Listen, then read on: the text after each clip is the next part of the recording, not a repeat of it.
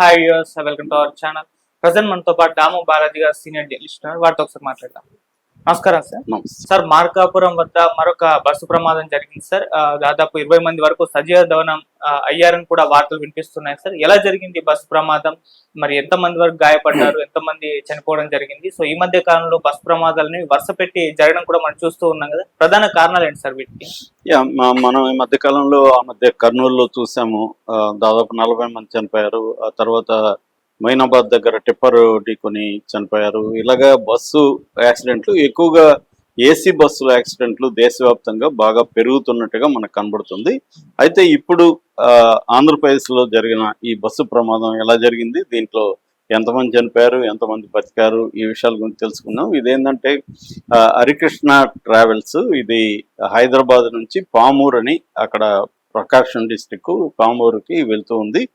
So ఈ వెళ్తున్న క్రమంలో ఇది మార్కాపురం పొదిలి రోడ్డు దగ్గర క్వారీ అంటారు, పలకల క్వారీ ఉంది. ఆ పలకల కారు దగ్గర ఎదురుగా చేమకుర్తి నుంచి ఒక గ్రావెల్ తో ఒక టిప్పర్ వస్తుంది. ఆ టిప్పరు ఇది రెండు కూడా బలంగా ఢీకొన్నట్టుగా అర్థమవుతుంది. ఇది 6 గంటల నుంచి 6:30 మధ్యలో జరిగినట్టుగా చెప్తున్నారు.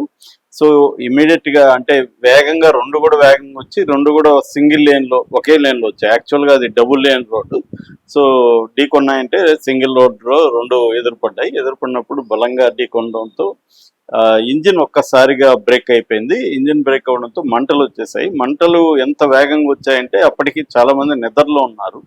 నిద్రలో నుంచి మేల్కొనే లోపలే చాలా మంది సజీవ దహనం అయిపోయినట్టు. అంటే వాళ్ళకి టైం లేదు. ముఖ్యంగా వెనకాల ఉన్నోళ్ళు ముందుకు రాలేక పోవడం ఒకటైతే, ముందున్న వాళ్ళకేమో ఇంజన్ అవి మంటలు ఇమీడియట్ గా వ్యాపించడం, వాళ్ళకి దిక్కుదోచని ఒక పరిస్థితులకి వెళ్ళిపోయారు. సో దాంతో ఇప్పటి వరకు మనకు అందుతున్న సమాచారం ప్రకారం 20 మంది చనిపోయారు. మొత్తం బస్సులో 40 మంది ఉన్నారు. ఇంకొక 10 మందికి కూడా సీరియస్ గానే ఉందని చెప్తున్నారు. వాళ్ళందరినీ కూడా ఇమీడియట్ గా మార్కాపురం గవర్నమెంట్ హాస్పిటల్కి తీసుకెళ్లారు. కొంతమందిని పొదిలికి కూడా తీసుకెళ్ళినట్టుగా చెప్తున్నారు. అక్కడ దగ్గరలో ఉన్న విలేజెస్ లో ఉన్న వాళ్ళు ఇమీడియట్ గా వచ్చి బకెట్లతో నీళ్ళు పోయడం, అది కొంతవరకు హెల్ప్ అయింది. కొంతమందిని సేవ్ చేయగలిగారు వాళ్ళు. ఆ టిప్పర్లో ఉన్న వాళ్ళు కూడా 2-3 ఉన్నారు టిప్పర్లో. వాళ్ళు గాయాలతో మాత్రం వాళ్ళు బయటపడ్డారు. అయితే ఈ ప్రమాదం మీద అగ్నిమాపక సిబ్బంది, తర్వాత సిఐ, వీళ్ళిద్దరు కూడా అక్కడ మన మీడియాతో మాట్లాడారు. శ్రీనివాసరావు ఆయన. సో వాళ్ళు మాట్లాడిన దాన్ని బట్టి ఏంటంటే, ప్రాథమికంగా సమాచారం టిప్పర్తే తప్పు అంటున్నారు. అది ఓవర్లోడ్తో ఉంది, చాలా వేగంగా వస్తుంది. అది బస్ ఏమో తన లేన్లో తను వెళ్తుంది, లెఫ్ట్ లేన్లో. అది అటుపక్క లెఫ్ట్లో రావాల్సింది రైట్కి వచ్చింది. దీనికి ప్రధాన కారణం టిప్పర్ డ్రైవరు ఫ్యాటిక్ కానీ ఇప్పటి వరకు, అంటే తాగినాడా లేదా అనేది తెలీదు, కానీ అతను బాగా అలసిపోయినట్టుగా కనబడుతుంది. దానివల్ల అతను ఆ వేగంలో కంట్రోల్ చేయలేక ఇటు వచ్చేసి గుద్దేసినట్టుగా ఇప్పటి వరకు చెప్తున్నారు. సో దాని తర్వాత మనకిప్పుడు చాలా మంది అసలు శవాలు గుర్తుపట్టలేని విధంగా మొత్తం బూడిద అయిపోయినాయి. సో వాటిని అంతా ఇంకా డిఎన్ఏలు చేసి కానీ ఏ శవం ఎవరిదని కూడా, అంటే ఏ బూడిద ఎవరిదని చెప్పాల్సింది, ఎముకలు అవి తప్ప అసలు ఏమీ ఆనవాళ్ళు కూడా మిగలలేదని చెప్తున్నారు. బస్సును చూస్తే కూడా మనం ఆ విజువల్స్ చూస్తే కూడా కంప్లీట్గా బస్సు దగ్ధం అయిపోయింది. టిప్పర్ మాత్రం కంప్లీట్గా అవ్వలేదు. అంటే మనకి చాలాసార్లు ఏంటంటే ఈ ఏసీ బస్సుల్లో వాడే మెటీరియల్ ఇన్ఫ్లేమబుల్గా ఉండడం, దాని తర్వాత క్విక్గా అంటుకునే విధంగా ఉండడం, అక్కడ ఎటువంటి సేఫ్టీ మెజర్స్ తీసుకోకపోవడం, జరిగినప్పుడు మాత్రమే ప్రభుత్వ యంత్రాంగం స్ట్రిక్ట్గా 2 రోజులు చెకింగ్లు చేయడం ఆర్టీ అధికారులు చేస్తారు తప్ప మళ్ళీ వదిలేస్తున్నారు. సేమ్ ఇవే జరుగుతున్నాయి. సో దీని మీద ఎటువంటి సీరియస్ నిఘా కూడా మనకు కనబడలేదు. ఇక మనకి రోడ్ యాక్సిడెంట్లు గతం కంటే కూడా దాదాపు ఇప్పుడు 4% పెరిగినట్టుగా మనకు గణాంకాలు చెప్తున్నాయి. మామూలుగా ఎవ్రీ ఇయర్ కూడా మార్త్ అంటారు. మార్త్ అంటే ministry of road transport and highways అనే మన మినిస్ట్రీ ఉంటుంది, కేంద్ర ప్రభుత్వ మంత్రిత్వ శాఖ. ఇది రోడ్ యాక్సిడెంట్ రిపోర్ట్ అని ఎవరీ ఇయర్ రిపోర్ట్ రిలీజ్ చేస్తుంది. అలాగా 2023 లేటెస్ట్ రిపోర్టు, దాని ప్రకారం యాక్సిడెంట్లు 2023లో 4,80,583 యాక్సిడెంట్లు జరిగాయి అన్నమాట. ఇది 4.1% పెరిగింది. ఇందులో చనిపోయింది డెత్స్ తీసుకుంటే 1,72,890 మంది చనిపోయారు. ఈ 4,80,000 యాక్సిడెంట్లలో చనిపోయింది. ఇది కూడా 2.6% పెరిగింది డెత్స్ కూడా. ఇక ఇంజూరీస్ అయితే 4,62,825 మంది చనిపోయారు.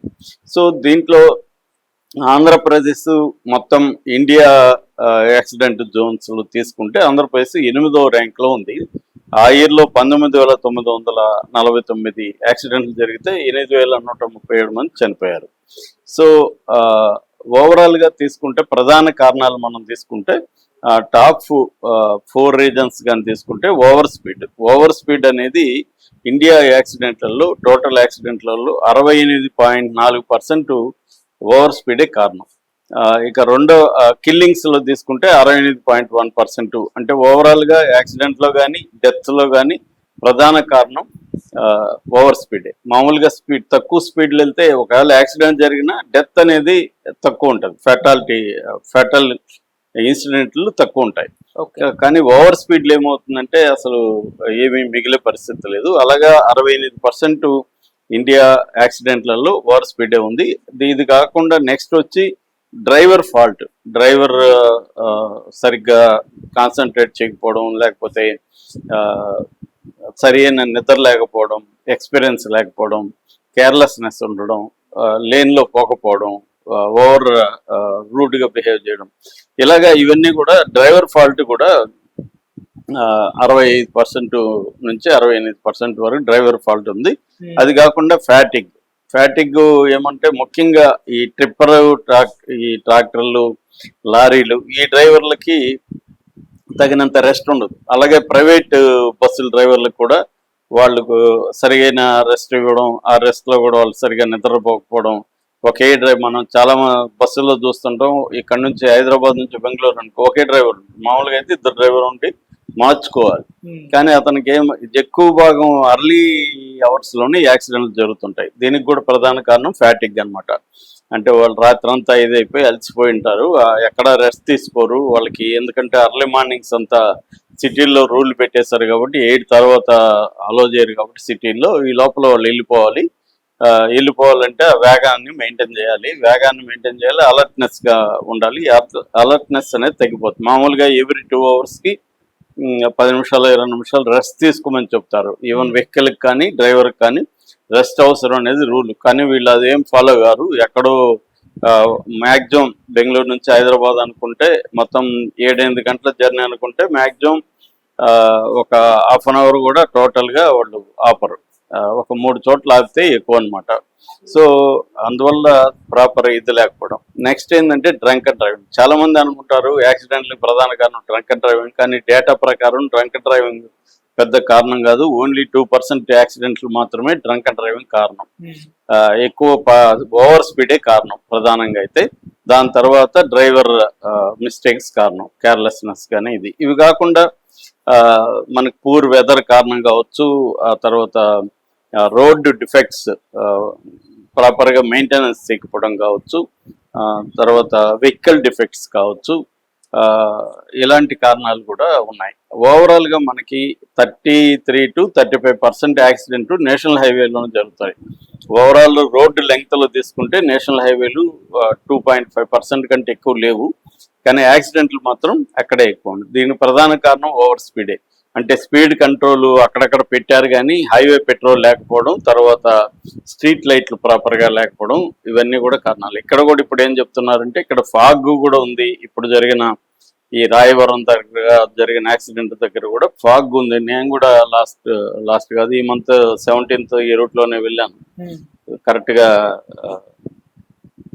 ఈ రూట్లోనే వెళ్ళినప్పుడు ఫాగ్ అక్కడక్కడ ఉండడం చూశాను అనమాట. ఈ ఫాగ్ ఉండడం వల్ల ఏమవుతుందంటే వేగాన్ని తగ్గించాలి, బాగా తగ్గించేయాలి, కానీ వేగాన్ని తగ్గించట్లేదు ఎవరు.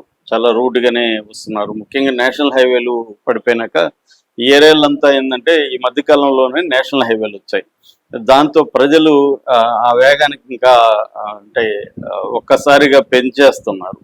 సో ముఖ్యంగా ఏంటంటే ఎద్దుల బండ్లు ఎదురుగా రావడం, ట్రాక్టర్లు రావడం, ఇలాంటివి బాగా పెరిగిపోయినాయి ఈ ఏరియాలో అనమాట. వాళ్ళు ఇంకా నేషనల్ హైవే రూల్స్కి వాటికి అలవాటు కాలేదు. సో ఏదేమైనా ఇది ఒక దురదృష్టకరం, ఎందుకంటే వీళ్ళందరూ కూడా మైగ్రెంట్ లేబర్స్ ఎక్కువ ఈ పొదిలి, మార్కాపురం, ఈ పామూరు ఈ ఏరియాల్లో మైగ్రెంట్ లేబర్ ఎక్కువ హైదరాబాద్. ఆ లేబరే దీంట్లో కూడా ఎక్కువ ఉన్నట్టుగా చెప్తున్నారు. ఇప్పటికైతే 20 మంది చనిపోయినారు అంటున్నారు, ఇంకా లెక్కలు రావాల్సి ఉంది. Okay sir, thank you so much.